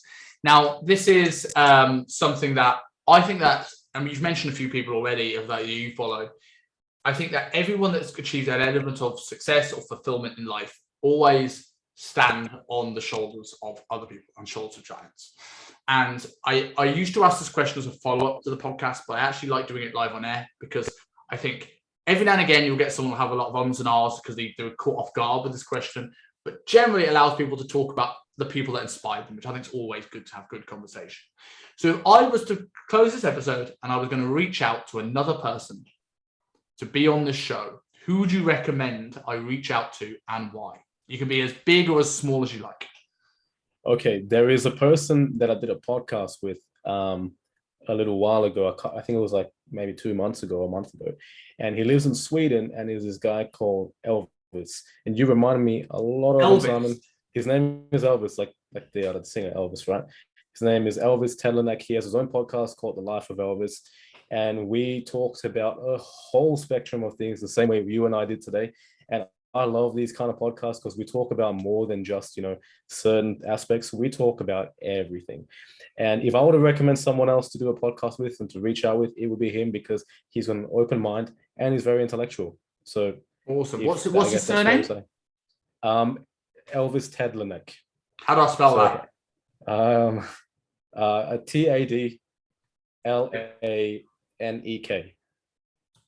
Okay, cool. I might actually send me that a little bit later on. But yeah, awesome. Yeah. And then last couple. So again, for the exact same thing, I want to have this podcast a platform for people to learn and about various topics, and also to help. The people I speak to are all often people that want to learn themselves. So I want them to be able to speak to people. And as we had for my last guest, and turning about a question for you, I'm going to ask you the same question.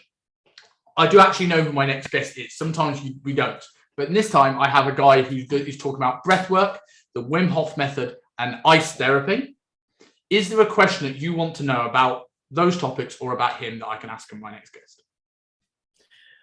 That's a very interesting guest because I love Wim Hof.